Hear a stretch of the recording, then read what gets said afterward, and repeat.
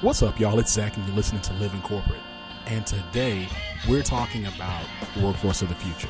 Okay, so you've heard a conversation that we've had with Tim Salau a few times about the future of work. And, it's just a really prominent topic because the workforce is changing, and the dynamics and the cultural makeup, not just from an ethnic perspective or sexual orientation, but from a generational perspective, is shifting. So we're really excited to talk about the future of learning with Mike Yates. Mike taught in a traditional school setting for 5 years before entering his current role, where he designs curriculum, plans projects, and motivates students to break all of the rules.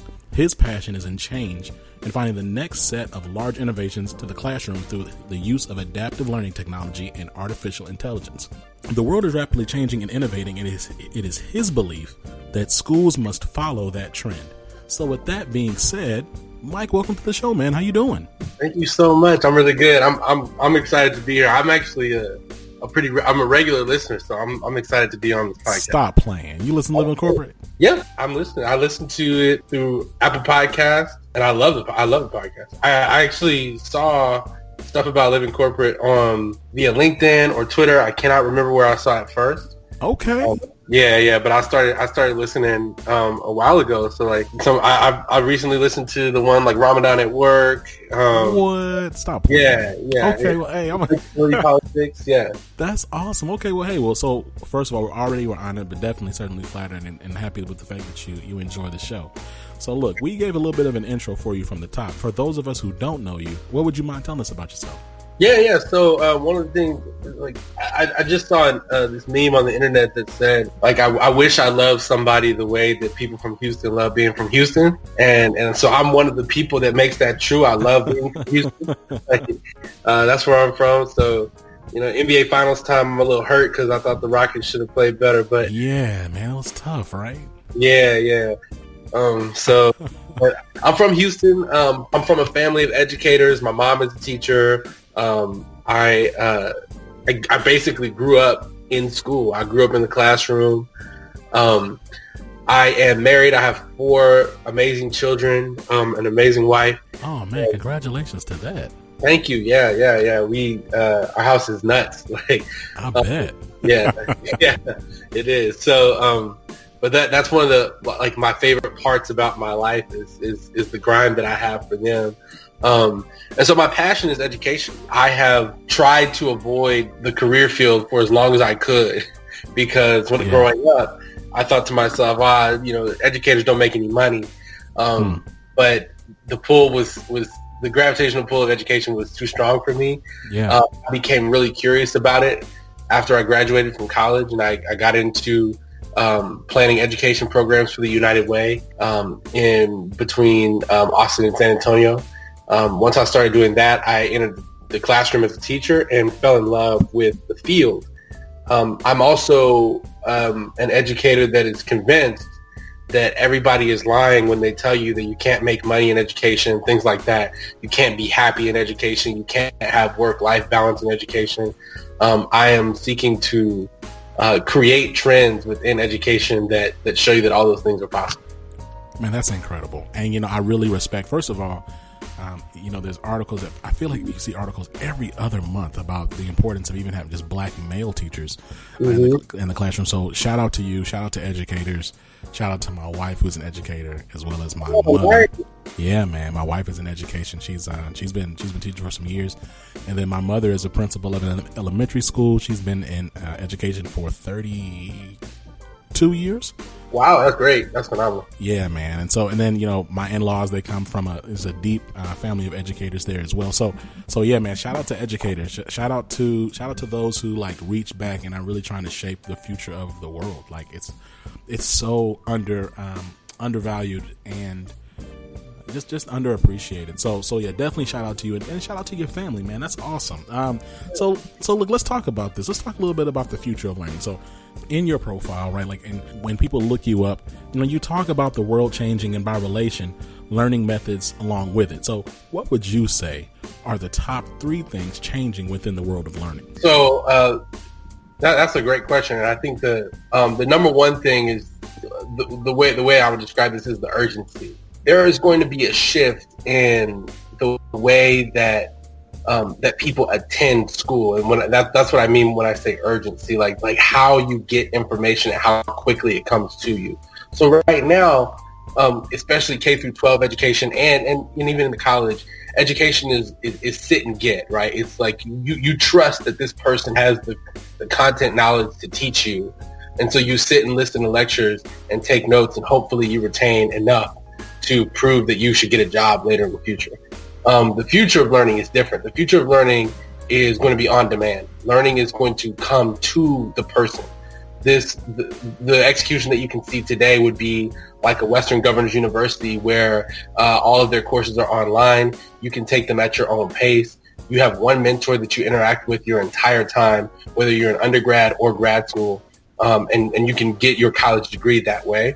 The second thing that I think is changing in the world of learning is, quite honestly, students.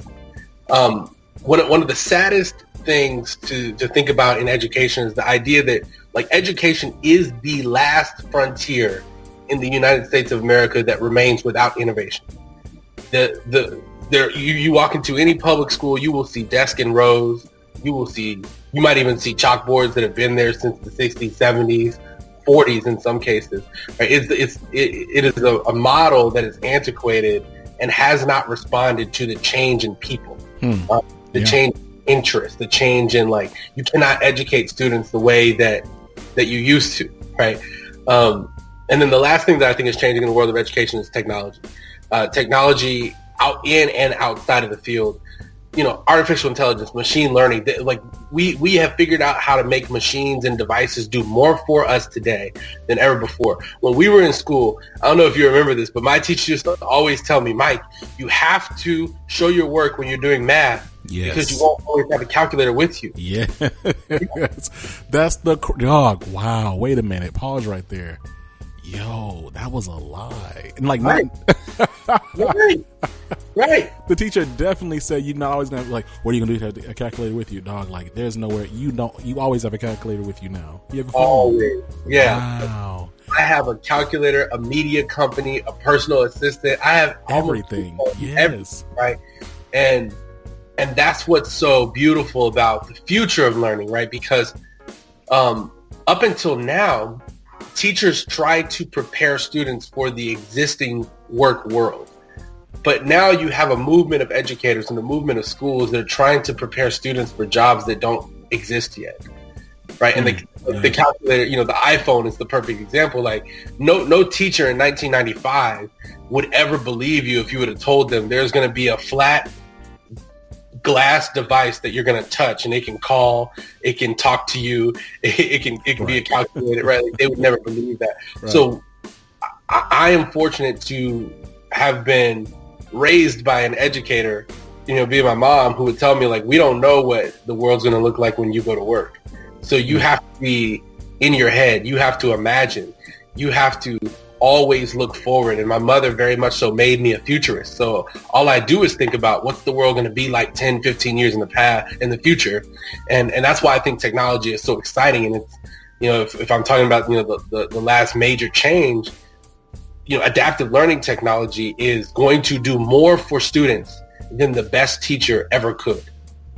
And I, adaptive learning tech is if you don't know, it's technology that, let's say I'm in a math application. Yeah. If I'm in 6th grade, it will give me a set of questions that are at a 6th grade difficulty. If I do well on those questions and prove to the app that I know 6th grade content, it will automatically move me up to 7th grade math. If I don't know a 6th grade concept, it will move me down to 5th grade until I master that concept, move me back up to 6th grade, and let me keep mastering and moving up. That is so much more efficient than even your best math teacher. Right. That it will, in the future, that will change the role of the adult in the room. All of a sudden, you no longer have to disseminate information, but you have to create projects to help students use that information. Yeah. You have to create real world connections and learning experience. And honestly, it helps teachers get to the part of their job that they love and away from the part of their job that they hate, which is lesson planning and lecturing. So. Yeah, man, that's incredible. That's incredible. And it's just so interesting because my father also taught math for a little while as well. And you know, he was on Living Corporate last season. He talked a lot about the various jobs that he had. One of the jobs he had was actually, he was a teacher's assistant, and he also taught high school math. And he was he's a bit of a futurist himself. He was talking about, like, this was back in like 89, 90. And he's talking to these kids. He's like, y'all, one day you're going to have machines that are going to be doing a lot of these manual processes that we're doing. One day machines are going to be taken over. They're going to do these things. Like, and like at the time, like all of his students were like, what are you talking about? That's like way, way later in the future. No, we're going to be, and he's like, I'm telling y'all. And like, he was just talking about it, but he was just kind of like waxing poetic. He wasn't like really trying to, like, you know, he was just talking. Right. But he wholeheartedly meant it. And, you know, it's rare though to have folks who can see, right? So yeah, that's definitely a blessing to have folks in your life who could talk to you about those things. So, you know, what would you say your top 3 predictions are for how organizations will need to adapt to future workforces in light of how in light of what you're sharing about the future of learning? What ways do you think that organizations like, you know, professional in any industry, in oil and gas, in technology, and healthcare, how do you feel like these organizations are going to have to adjust for future workforces? Yeah, so I think that they're going to have to be comfortable with remote workers. That's my first big prediction. Is like, they're going to have to be comfortable with remote workers because today's internet allows you to do so much more than ever before. You know, like now you have IT companies that no longer have to be in the building with you and can take over your desktop or your laptop. And y'all are not even on the same Wi-Fi network. Like that's how advanced we are. So if that's possible, then, you know, oil and gas companies or software companies or even like the National Basketball Association, who could be playing a game in Toronto and reviewing replay footage in live time in Secaucus, New Jersey, right? So I think they're going to have to be comfortable with remote. The next big prediction that I have, and this is a really, really big one, is that in the future of work, the college degree will lose value. And I don't mean it will be completely worthless, but I do think because we came up in this generation where everybody sort of forced us to go to college. And I do think that there's somewhat of an oversaturation of bachelor's degrees in the marketplace right now. But what I think is because of things like Lambda School and because of things like University for the People, Western Governors, there will be a pressure on any university that is outside of the top 20. If you're not an Ivy League or if you're not a top 20 school that produces the best doctors and lawyers, you know, all those positions that require advanced college degrees, then you are going to struggle to get students to sign up for your school after the next economic collapse. Like things have been going financially and economically in this country pretty well for the last 9 years. And my big prediction is that in the next 5 to 10 years, there will be, I don't want to say economic collapse is the wrong term, but there will be an economic recession. Oh, and yeah. When that recession hits, like my alma mater, Texas State University, I don't know if students will enroll there and take on debt when they could go to a Lambda school for free, or they could go to a University of the People and get a bachelor's degree for $2,000. Straight up. Yeah. You know, yeah. So I think that the college degree requirements are going to have to change. And my last big prediction about what the future needs to adapt to is, it's the scary one. It's not necessarily I hear you hesitating. Go ahead. Yeah, like it's robots, right? Like there is a robot that can open doors.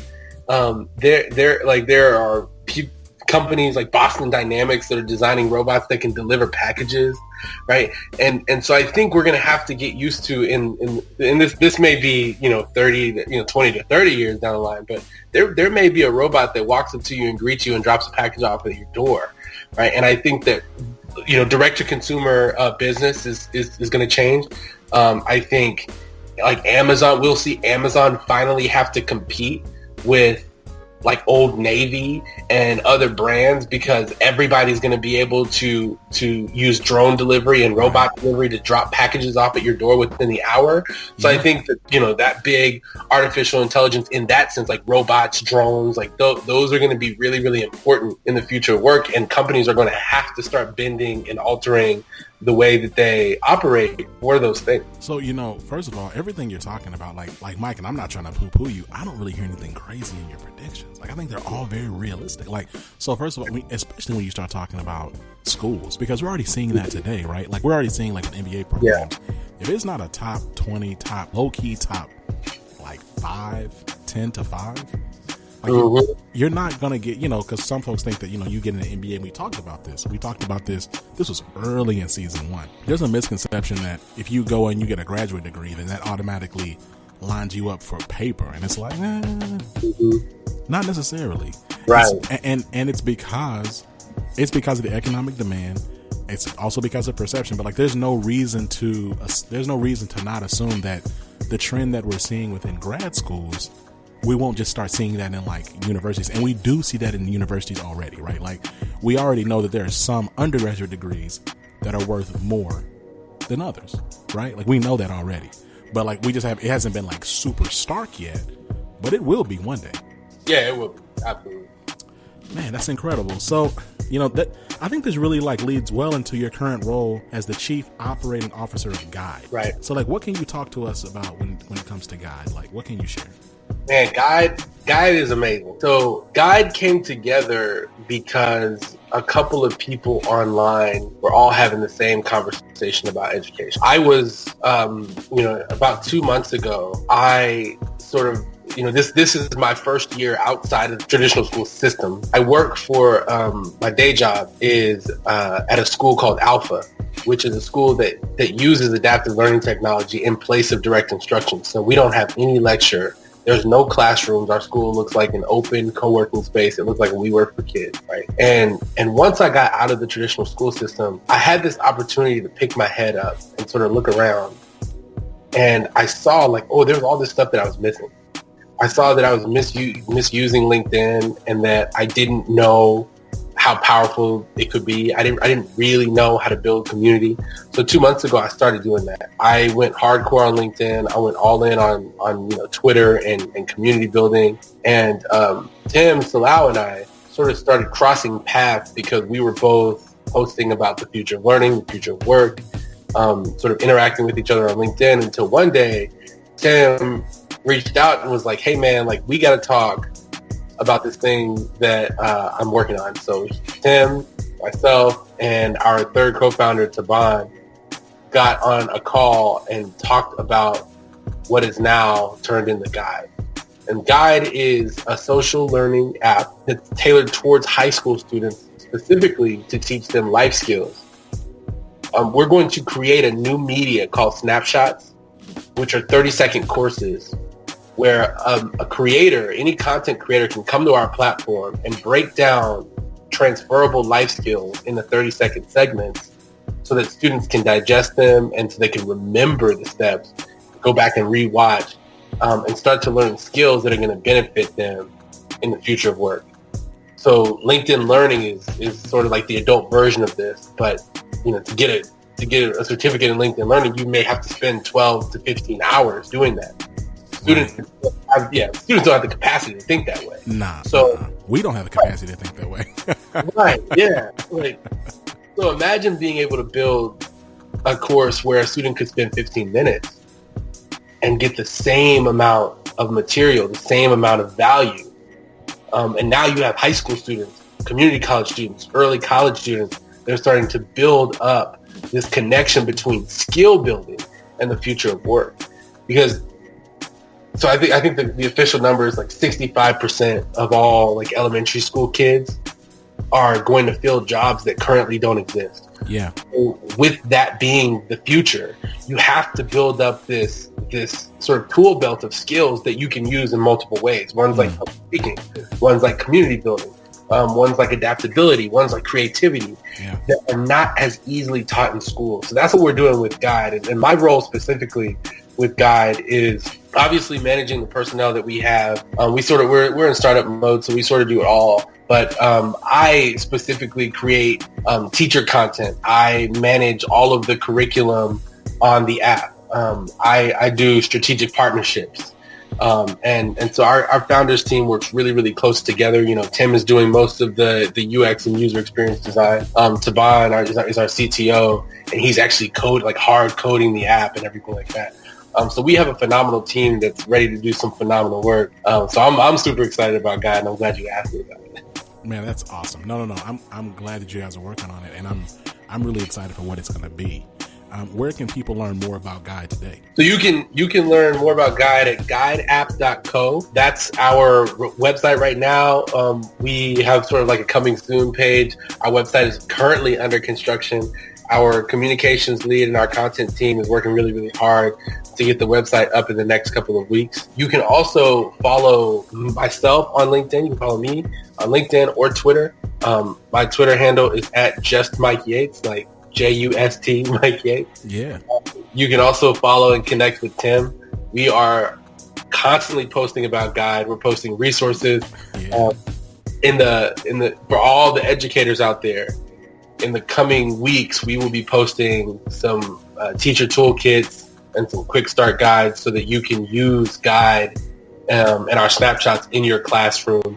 And we'll sort of break down what a school day would look like with Guide, where you don't have to abandon all of your curriculum to try to teach life skills. You can do it within the course of your math class or your history class or your English class. Ooh, I love this, man. It's so disruptive, but for all the right reasons. Right, yeah. It's not like guys from California trying to disrupt your local bodega. This is something that we need. This is awesome. Absolutely. Yeah. Well, look, now I could keep on going, but let's go ahead and wrap up, man. I wanna give you a second though. Do you have any parting words, any shout outs for us? Yeah, so the one of the things that sort of my goal in terms of online communication, that the goal that I've set for myself for online communication has been to tell educators out there this very simple message, and that's that you need to be building a personal brand.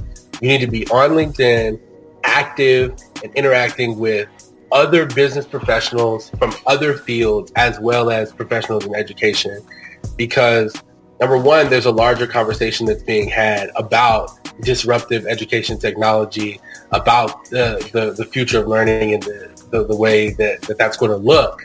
I want you to be a part of that. I want you to be a part of shaping what school looks like in this country forever.